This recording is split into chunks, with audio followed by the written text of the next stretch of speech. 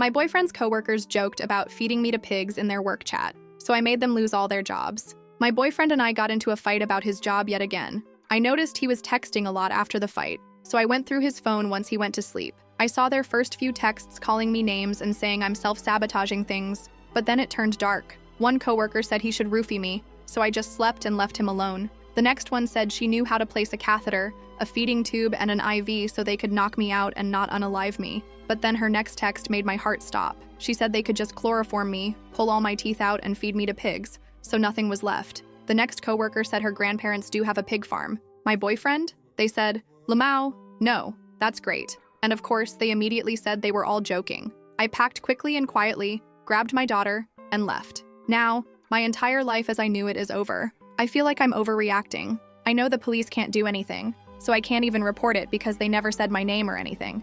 I'm just scared and sad. This is awful. Update 1. I have talked with him after unblocking him. I didn't tell him anything, but he claims it was a joke. No one actually threatened me. They were all just venting. And I'm overreacting like always. And he isn't going to argue with the voices in my head. I'm still not going back, but I'm letting him incriminate himself more. He also claims I was never supposed to see the messages anyway. That's his safe place, and I ruined that for him. Update 2. My daughter and I are safe. We left that night and got to our safe spot, but we haven't looked back. I did report it to the police.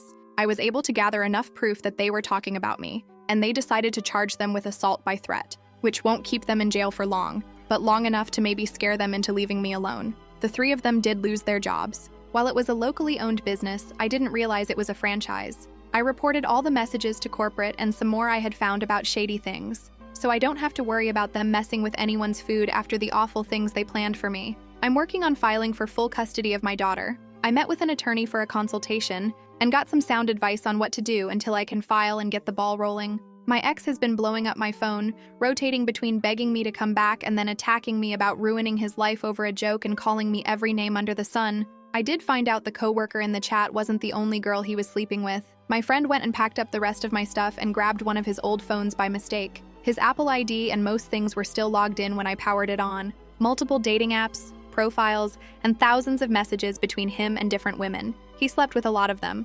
And no protection or birth control either, since apparently one of the girls was pregnant but lost the baby about a month ago. Lots of lies from him about being at work when he wasn't, and lots of lies about times he worked and things like that. It went back to at least November of last year. So, who knows how long that's been going on. So yes, my life is all flipped upside down, and I'm obviously heartbroken and angry, but my daughter and I will be okay. And I'm okay with that. We aren't ever going back, and I'm just ready to move on, get settled again, and get every STD test available.